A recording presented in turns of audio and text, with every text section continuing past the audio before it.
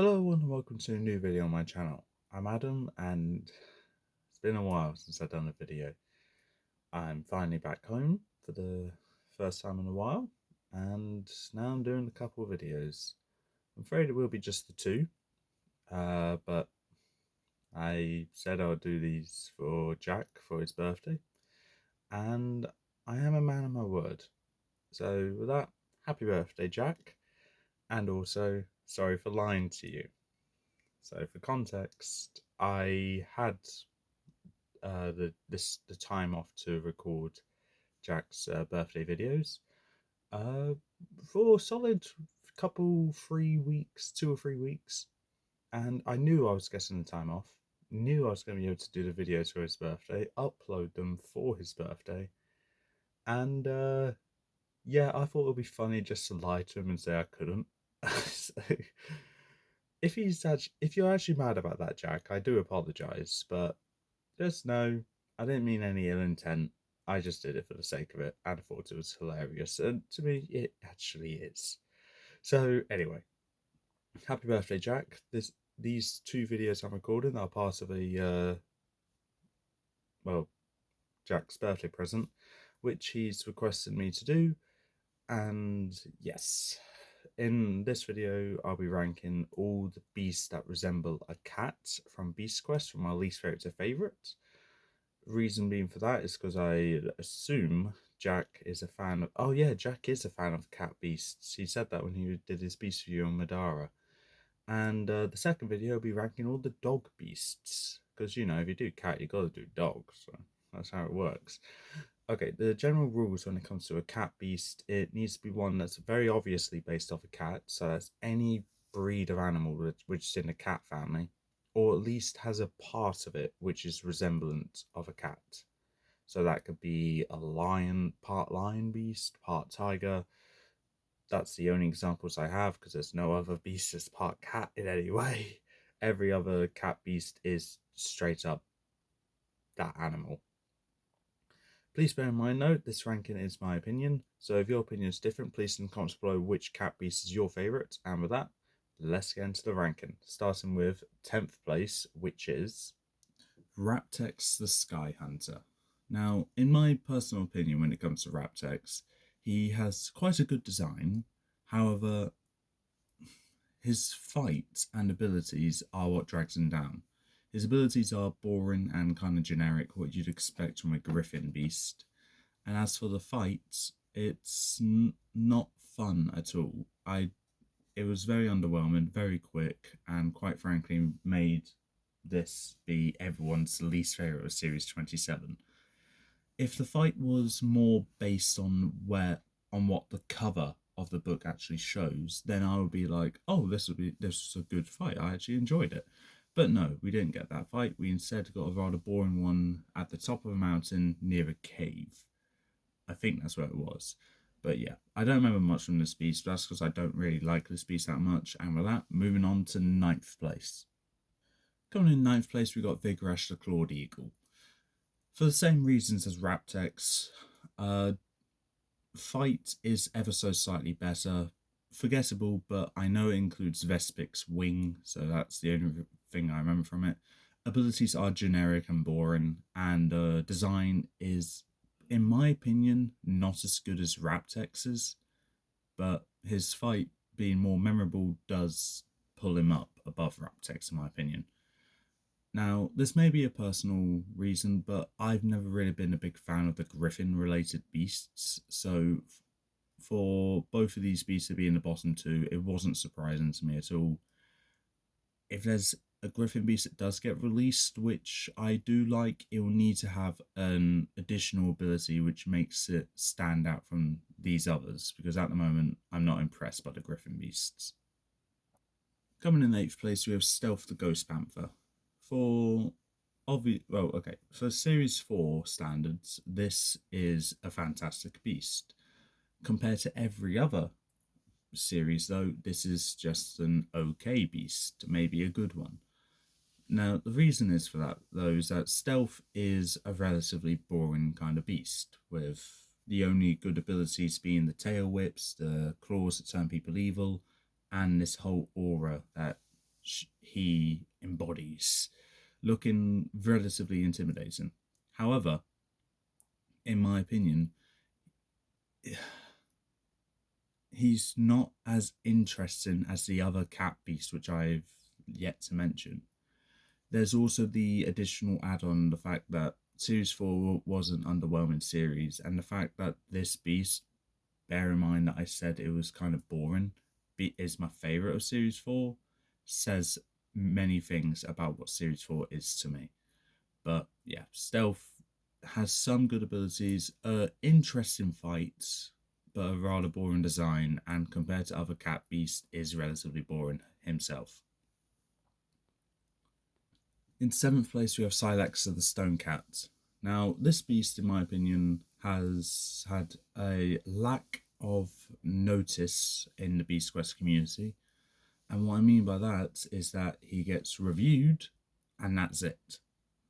When it came to Lucas's review on Series 26, Sylexa got a mainly negative feedback. With me, she got a kind of negative feedback, but a little bit of positives. And with Jack, he got a lot of positives. So yeah, you can tell our opinion on Sylex is on one end, another end, and in the middle. Now, when it comes to Battle of the Beasts, though, Sylexa is probably, out of all of these beasts here, with the exception of maybe a couple, is the worst beast to take part in the series, because Sylexa's died in round 1 in every tournament she's been in, which is due to poor matchups, but also lack of an opportunity to really prove herself. Her abilities and her fight do show that she can be a formidable opponent in Battle of the Beasts.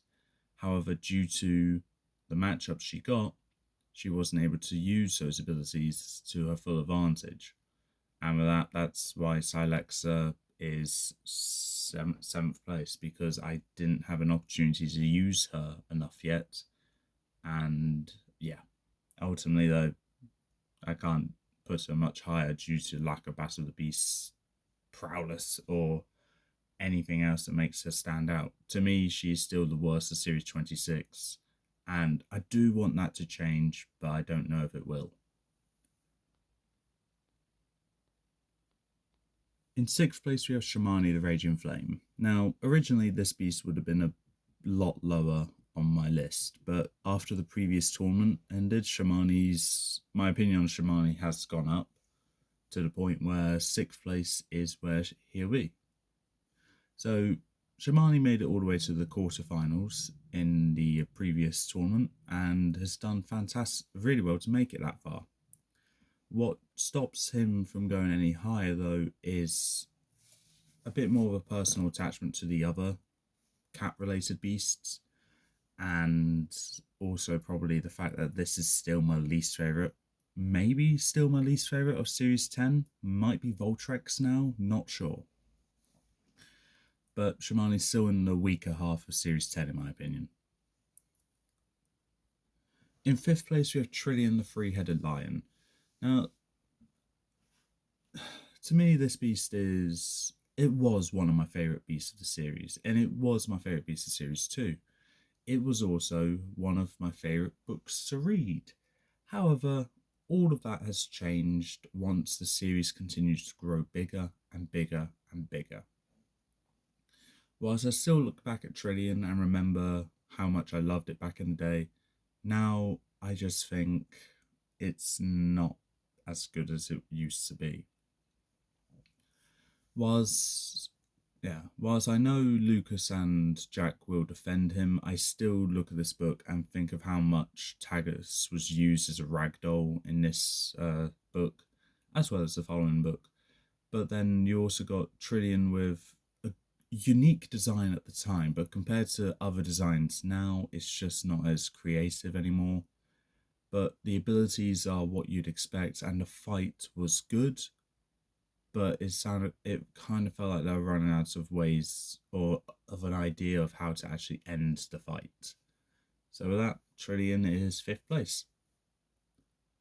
Just missing out on the top 3 is the semi-finalists of the most recent tournament I've done, which is Doomskull, the King of Fear. And for me, what makes Doomskull fourth place for me is actually how well he did. I was very surprised to see how far Doomskull actually made it into the tournament. In round one, it just looks like, oh yeah, he'll win that one. Round two, okay, yeah, okay, got given that one as well. Round three, quarterfinals against Shimani. Oh, and that might be a close one. And he won, makes the semi-finals, and goes against Tecton, in which I knew he was going to die, but I was just thinking, that's a good matchup though. So Doomskull has, in my opinion, solidified himself as the underdog of the Battle of the Beast season 6 or 7. Season 6, yeah. I think, yeah. Oh god, I don't know at this point. Yeah, I think it's season 6. Transformation Takedown. Anyway, Doomskull has been solidified as the underdog of that series, and really though, I can't fault it.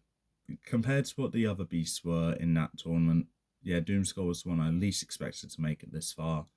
And for making it as far as he did, it's commendable already. Other than that, though, my opinion on the book still stays the same, where Doomskull kind of gets a shaft just for the story to progress. So, yeah, that is why he's fourth place. In third place, we have Koron, Jaws of Death. Now, for Koron, I was really contemplating whether to add him onto the list, but the front half of him is actually part tiger, so I was like, okay, yeah, let's add him. But yeah, Koron is one of the best beasts of Series 8. Not the best in my opinion, but still one of the best. And that entirely comes down to his abilities and the title I affectionately gave him being the walking death machine. Poisonous Stinger, Acidic Saliva, Poisonous Claws, durable armor, speed, agility, all that kind of stuff. Durability, I don't know. Tail whip as well. It's lots of weapons and things to be really good in the fight with. And Koron has it all. Honestly, incredible beast in my opinion. The fight was also very fun to see as well, with Sanpeo riding Koron and Tom riding Tagus. The one time Tagus didn't get used as a ragdoll. But yeah, as for Battle of the Beast, Koron hasn't made it very far. He's done respectable, I guess, but not incredible. So I can't really say anything about that there. However, though, Koron, in my opinion, is still a great beast, in my opinion, and whilst he hasn't done great in Battle of the Beast, I would still give him that title as the Walking Death Machine. In second place, we have Lucor, the Forest Demon. Now, this beast was going to be first place, but then after looking at the final two, I realised I had to go with the one which I liked longer. But for Lucor, I think the design is incredible. I like the whole aura this beast gives out. The abilities are great as well, with the wood encased and laser beams. Agility, everything about this beast makes this so simple but so good at the same time. And whilst it is one of the newer books, and I'm aware some people aren't big fans of the newer books, I need to give credit where it's due and say that Lucor and another Beast of Series 29 is an exception to where the newer Beast is actually really good. And yeah, that's all I can really say about Lucor. But yeah, really, in my opinion, simplicity is best, but not Lucor is not the king of that saying where simplicity is best. That goes to the rightful queen, which is Madara, the Midnight Warrior. Madara was, of course, going to be my number one. For me, I've adored this beast for as long as I can remember. And as I said with Lucor, Madara is the queen of simplicity is best. Because you don't need any over-the-top abilities. You don't need wings. You don't need anything added onto her design. You just have a simple cat, increase the size of it, and make it look amazing. And that's what Madara is. It just shows that you don't need to put too much effort into something to make it look great. And I think Madara really resembles that very well. In my opinion, though, Madara is, unfortunately, well, okay, for obvious reasons, not my favourite of Series 7, but it's still one I look at and think, you are still a really good one, in my opinion. Abilities, the glass on her fur is probably the best one, but you also got the agility, the durability, and as well as the great sense of hearing and sight and smell. It's great. The fight is also very good in my opinion as well. Whilst I don't personally remember much from it, I know it was a good one. I know liking it as well. So with that, yeah, Madara is my favourite of series of the cat beasts, and for once I could say Madara actually won something. So with that, let's cut back to me and I'll end this video. And with that, that was my ranking. So I hope you enjoyed the ranking of the cat beasts from my least favourite to favourite. If I missed one, I apologise. But yeah, I don't remember if I did, but if I did ask Jack for help, then myself and Jack went through the entirety of Beast Quest trying to find beasts that fall into that cat category. Cat category. Okay, that wasn't even intentional. So if we missed one, then I apologise. But if I didn't ask Jack for help, I don't remember if I did or didn't. Then I would apologise if I did miss one. I don't think I have, but if I have, then oops. But nothing's beating Madara, in my opinion, anyway. So that is all for this time. I hope you enjoyed the video, Jack. Please stay tuned for the next one, which will be released later this day.